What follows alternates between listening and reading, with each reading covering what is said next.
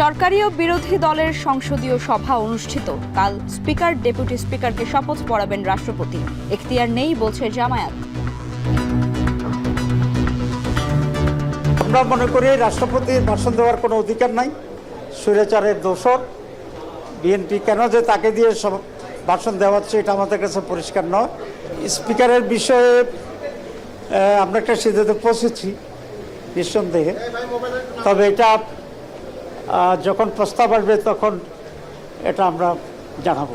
সংসদের বিধি মোতাবেক যে সমস্ত স্পিকার এবং ডেপুটি স্পিকারকে শপথ গ্রহণ করাবেন রাষ্ট্রপতি, এরপরে আবার অধিবেশন বসবে। পাইপলাইনে ভারত থেকে ডিজেল আমদানি সম্পূর্ণ হলেই বিতরণ শুরু। বিভাগীয় শহরে বেড়েছে পেট্রোল অক্টেনের সরবরাহ, সীমা বাড়ানোয় স্বস্তি রাইড শেয়ারদের।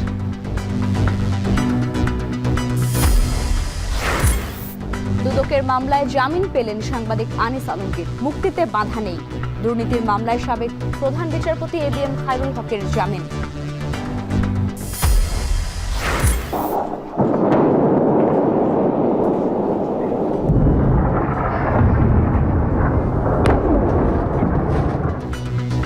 তেহরানে রাতভর হামলা, লেবাননে 4 ইরানি কূটনীতিক ও 1 মেয়রকে হত্যা ইসরায়েলের।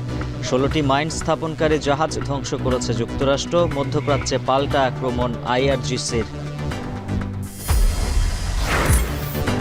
এবং চলতি বছরে হোম গ্রাউন্ডে ফিরল আন্তর্জাতিক ক্রিকেট। পাকিস্তানের বিপক্ষে সিরিজে প্রথম ওয়ানডেতে টস জিতে ফিল্ডিংয়ে বাংলাদেশ।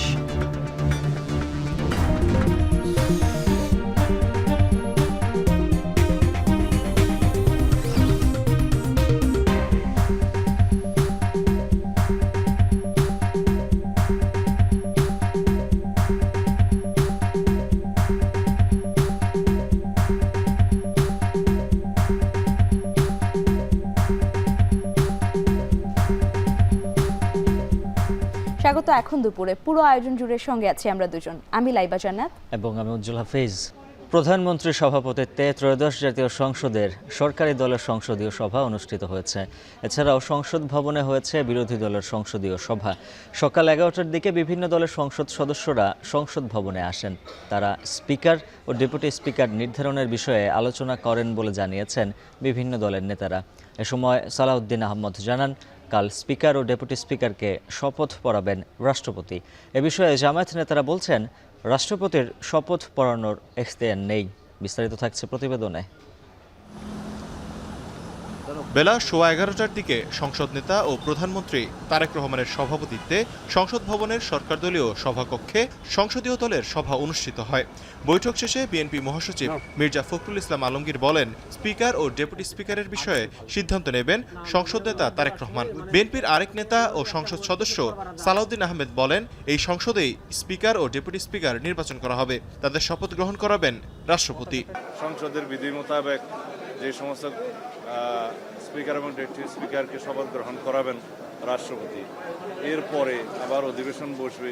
বৈঠক শেষে সরকারদলীয় চিফ হুইপ নুরুল ইসলাম মনি সংসদ অধিবেশনের বিস্তারিত তুলে ধরেন। আশা করেন বিরোধী দল গঠনমূলক সমালোচনা করবে। তিনি এই প্রস্তাবটা দিয়েছিলেন। এদিকে বিরোধী দলের বৈঠক সংসদ ভবনে অনুষ্ঠিত হয়েছে, যেখানে জামায়াতের সকল সংসদ সদস্যরা উপস্থিত ছিলেন। পরে সাংবাদিকদের জামায়াতের সংসদ সদস্য আব্দুল্লাহ মোহাম্মদ তাহের বলেন, ডেপুটি স্পিকারের বিষয়ে সিদ্ধান্ত হয়েছে, আগামীকাল এ বিষয়ে জানানো হবে। বলেন, সংসদে রাষ্ট্রপতির ভাষণ দেবার অধিকার নেই বলে মনে করে জামায়াতে ইসলাম। আমরা মনে করি রাষ্ট্রপতির ভাষণ দেওয়ার কোনো অধিকার নাই। স্বৈরাচারের দোসর বিএনপি কেন যে তাকে দিয়ে সব ভাষণ দেওয়া হচ্ছে এটা আমাদের কাছে পরিষ্কার নয়। স্পিকারের বিষয়ে আমরা একটা সিদ্ধান্তে পৌঁছেছি নিঃসন্দেহে, তবে এটা যখন প্রস্তাব আসবে তখন এটা আমরা জানাবো। সরকারি দলের প্রতি সংবিধান সংস্কার পরিষদের শপথ নেওয়ার দাবি জানিয়েছেন এনসিপির আহ্বায়ক ও বিরোধী দলীয় হুইপ নাহিদ ইসলাম। আগামীকালকের স্পিকার নির্বাচন হওয়ার কথা, ডেপুটি স্পিকার নির্বাচন হওয়ার কথা, এই বিষয়গুলো আলোচনা হয়েছে। সেখানে আমাদের ভূমিকা কি থাকবে, রাষ্ট্রপতির ভাষণের একটা বিষয় আছে, সেই বিষয়ে বিরোধী দলের ভূমিকা কি থাকবে, এবং আমরা যেটা বলে এসেছি যে সংবিধান সংস্কার পরিষদ শপথ যেহেতু আমরা নিয়েছি সংবিধান সংস্কার পরিষদের সদস্য হিসেবে, সরকারি দল নেয়নি, আমাদের একটা দাবি আছে। ত্রয়োদশ জাতীয় সংসদের প্রথম অধিবেশন বৃহস্পতিবার সকাল 11টায় বসবে। তৌহিদুল তারেক, এখন, ঢাকা।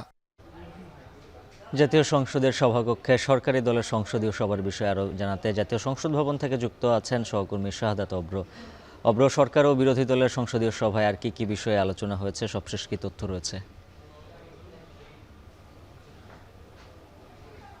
কিছুক্ষণ আগেই কিন্তু আমাদের সাথে কথা বলছিলেন চিফ হুইপ নুরুল ইসলাম। তিনি কিন্তু বলছিলেন যে আজকে মূলত যেই সভাটি হয়েছে সেখানে প্রধানমন্ত্রী তারেক রহমান তিনি কিন্তু যারা কিনা আগামীকালকের অধিবেশনে অংশগ্রহণ করবেন মানে সংসদ সদস্যদের উদ্দেশ্যে একটি বক্তব্য দিয়েছেন, যেখানে কিনা নির্দেশনা দেওয়া হয়েছে যে কিভাবে প্রশ্নের উত্তর দিতে হবে কিংবা কিভাবে আগামীর যেই সংসদটি সেটি তারা গড়তে চান। এছাড়াও কিন্তু তারা জনগণের যে সমর্থন সেই সমর্থন আশা করেছেন।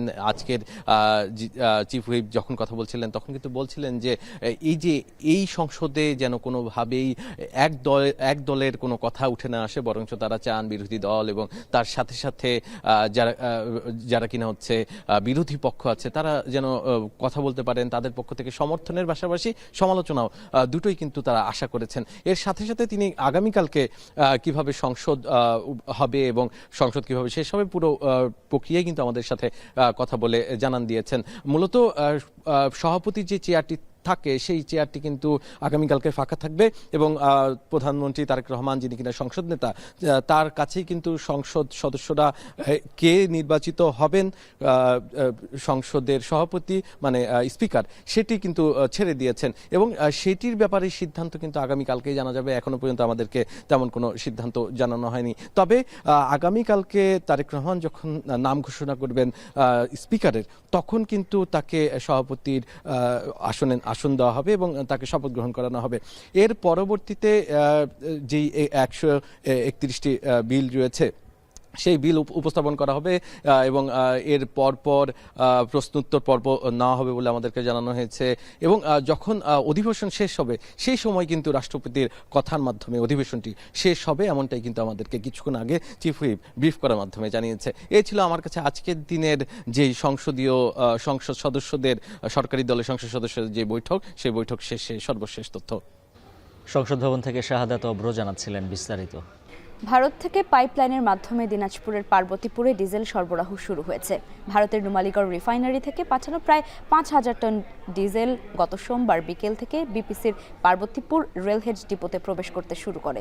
ডিপো কর্তৃপক্ষ জানায় পুরো ডিজেল সরবরাহ প্রক্রিয়া আজ বিকেল 4টার মধ্যে শেষ হওয়ার কথা রয়েছে। যদিও দুপুর 12টার মধ্যে আনলোডিং শেষ করার পরিকল্পনা ছিল, কিন্তু বিদ্যুৎ বিভ্রাটের কারণে নির্ধারিত সময়ে কাজ শেষ করা সম্ভব হয়নি। প্রায় 4 ঘন্টা লোডশেডিং থাকায় আনলোডিং কার্যক্রম ব্যাহত হয়।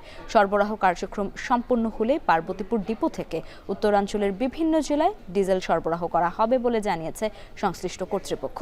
এদিকে ডিপো এলাকায় আজও শত শত ট্যাঙ্ক লরি তেল নেয়ার অপেক্ষায় রয়েছে। লরি চালকদের অভিযোগ, চাহিদা অনুযায়ী তেল পাচ্ছেন না তারা। তবে ডিপোর কর্মকর্তারা জানান আসন্ন ঈদকে সামনে রেখে ভারতের নুমালীগড় রিফাইনারি থেকে পাইপলাইনের মাধ্যমে আরও 5,000 মেট্রিক টন ডিজেল পার্বতীপুরে আনার পরিকল্পনা রয়েছে।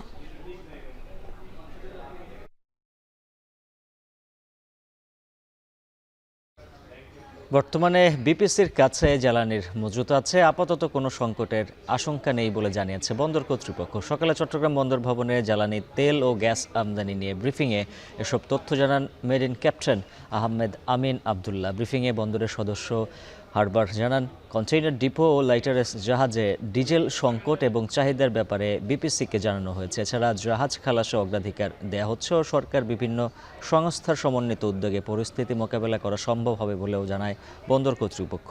হরমুজ প্রণালী দিয়ে দেশের জ্বালানিবাহী জাহাজ আসায় কোনো বাধা না থাকায় পাইপলাইনে থাকা জাহাজগুলো যথাসময়ে আসতে কোনো সংকট হবে না। আজকে চট্টগ্রাম বন্দরে ভিড়বে কাতার থেকে এলএনজির 4র্থ চালান ও মালয়েশিয়া থেকে আসবে এলপিজিবাহী জাহাজ। এই পর্যন্ত মোট 18টি জাহাজ বিভিন্ন জ্বালানি নিয়ে চট্টগ্রাম বন্দরে ভিড়েছে। আগামী 12 ও 14 মার্চ আসবে এলএনজি ও ডিজেলের আরও 2টি জাহাজ।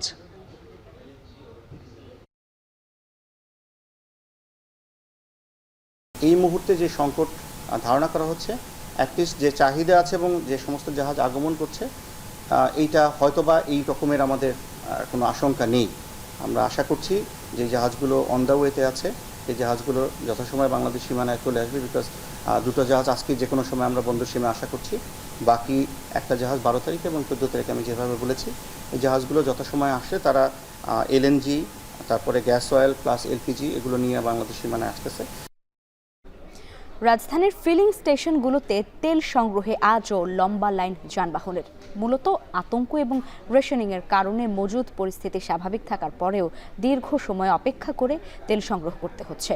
তবে রাইড শেয়ারে তেল বিক্রির সীমা 2 থেকে বাড়িয়ে 5 লিটার করায় স্বস্তি পেয়েছেন মোটরসাইকেল চালকরা।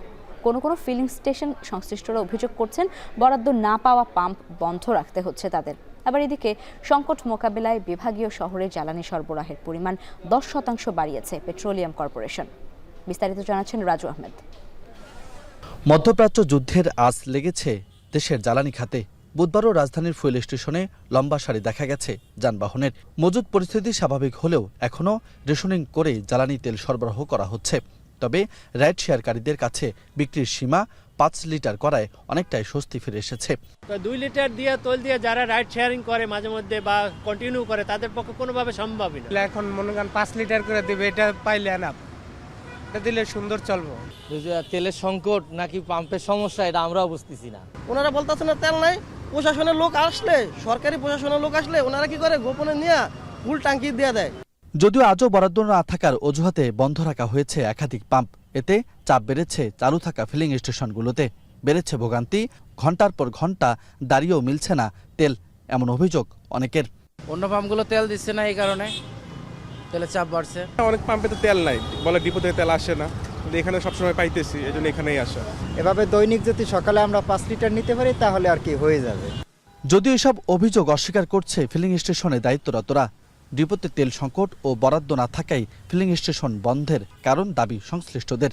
আমরা যত সময় ছিল তত সময় বেচছি, না থাকার কারণে আমরা এখন বন্ধ করে রাখছি। আবার ডিপোতে গেছে, ডিপো থেকে আসবে তেল, এরপরে আমরা তেলটা ছেড়ে এরপরে তেল বেচা শুরু করব।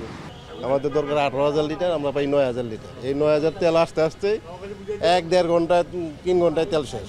আমরা যেমন কোথায় বলি। সরকারের পক্ষ থেকে দেশে তেল সংকট নেই জানানো হলেও মাঠ পর্যায়ের চিত্র ভিন্ন। ফলে সংকটের আশঙ্কা দূর করতে কার্যকর পদক্ষেপ নেয়ার দাবি ভোক্তাদের। রাজু আহমেদ, এখন, ঢাকা।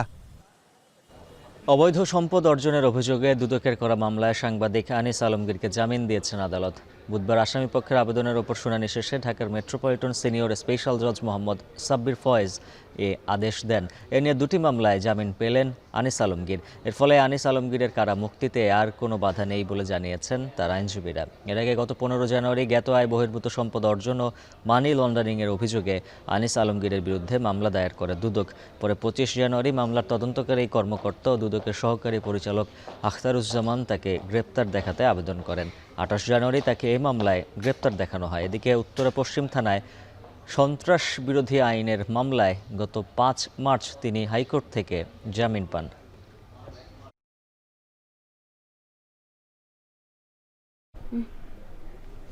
দুদকের দুর্নীতির মামলায় সাবেক প্রধান বিচারপতি এবিএম খায়রুল হককে জামিন দিয়েছেন হাইকোর্ট। বিচারপতি শেখ মোহাম্মদ জাকির হোসেনের নেতৃত্বে হাইকোর্ট বেঞ্চ এই আদেশ দেন।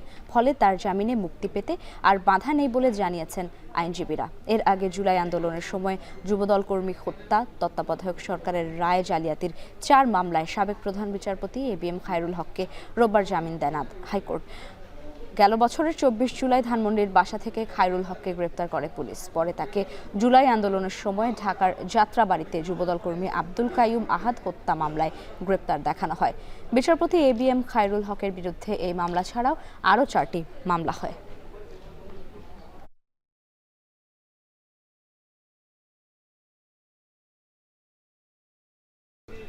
রাতভর ইরান লেবাননে মার্কিন হামলার পর শক্তিশালী হামলা চালিয়েছে আইআরজিসি। হামলায় কাঁপছে তেল আবিব, জেরুজালেম ও হাইফা বন্দর। এছাড়া কাতার, কুয়েত ও ইরাকের মার্কিন ঘাঁটিতেও হামলা চালানো হয়েছে। নতুন করে ইরানের 16টি মাইন স্থাপনকারী জাহাজ ধ্বংসের দাবি করেছে মার্কিন সেন্ট্রাল কমান্ড।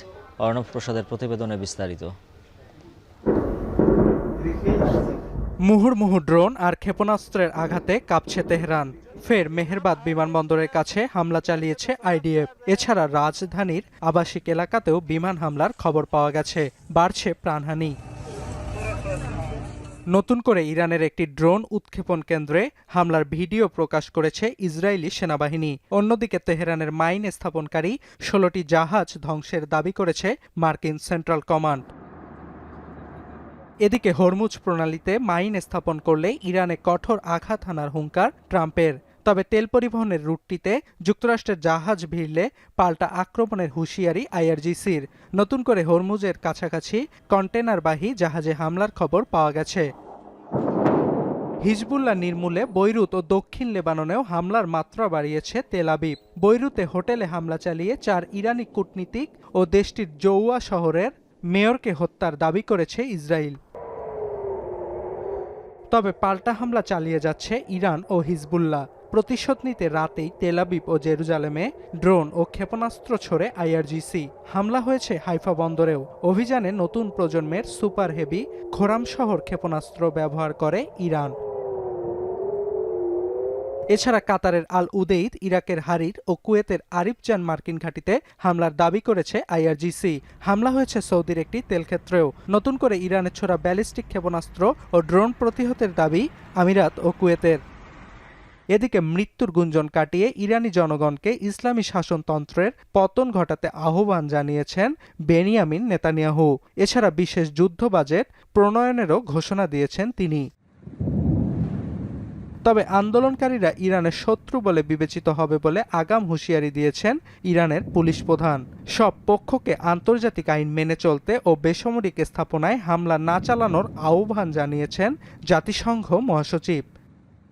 এদিকে ট্রাম্পের পর ইরানের প্রেসিডেন্ট মাসুদ পেজেশকিয়ানের সঙ্গে টেলিফোনে কথা বলেছেন ভ্লাদিমির পুতিন। এ সময় দ্রুত যুদ্ধ বন্ধ ও রাজনৈতিক উপায়ে সংকট সমাধানের আহ্বান জানান রুশ প্রেসিডেন্ট। চলমান সংঘাতে তেহরানের প্রায় 10,000 স্থাপনা ও হাজারের বেশি মানুষ প্রাণ হারিয়েছেন বলে দাবি করেছে ইরান। অর্ণব প্রসাদ, এখন বিশ্ব। সাবেক এমপি ফজলে করিম চৌধুরীর জামিন করানোর শর্তে কোটি টাকা ঘুষ দাবির অভিযোগে ট্রাইব্যুনালের প্রসিকিউটর সাইমুম রেজা তালুকদারের বিরুদ্ধে 5 সদস্যের তদন্ত কমিটি গঠন করা হয়েছে। তদন্তে অনিয়ম পেলে কঠোর ব্যবস্থা নেওয়া হবে বলে জানিয়েছেন চিফ প্রসিকিউটর।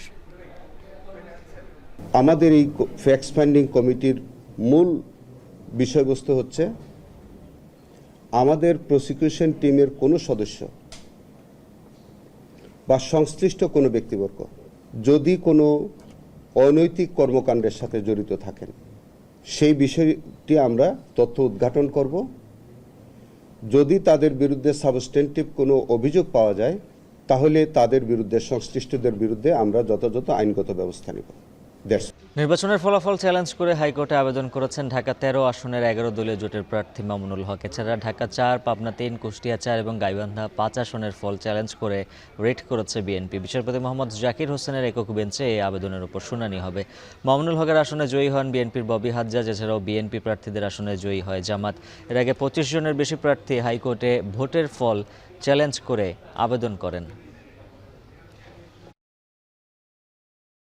ঈদে পোশাকের পাশাপাশি নারীদের চাহিদায় থাকে প্রসাধনী সামগ্রী। সেটিকে মাথায় রেখে নানা ধরনের পণ্যের পসরা নিয়ে বসেছেন দোকানিরা। তবে গুণগত মান উন্নত করা গেলে দেশীয় পণ্যের চাহিদা বাড়বে বলে মত তাদের।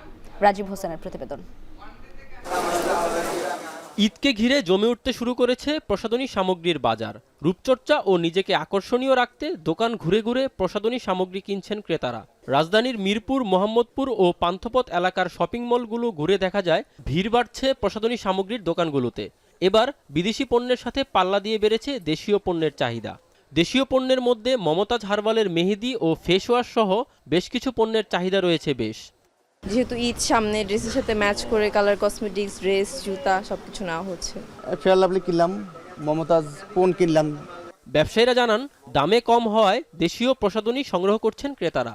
পাশাপাশি বিদেশি পণ্যের তুলনায় দেশীয় পণ্যের মানও বাড়ছে। এবছর মমতাজের বেশ কিছু পণ্য ক্রেতাদের পছন্দের তালিকায় রয়েছে বলেও জানান তারা।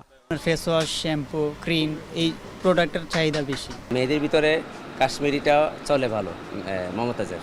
তবে দাম তুলনামূলক কম রেখে পণ্যের মান আরও উন্নত করা গেলে কসমেটিকের বাজার দেশীয় পণ্যের দখলেই থাকবে বলে মনে করেন ব্যবসায়ীরা। রাজীব হোসেন, এখন, ঢাকা। আর এই ছিল এখন দুপুরে। এখন টেলিভিশন ওয়েবসাইটে দেখতে ভিজিট করুন এখন.tv। ফেসবুকে দেখুন facebook.com/tv.এখন, সরাসরি ইউটিউবে দেখুন youtube.com/c/echontv।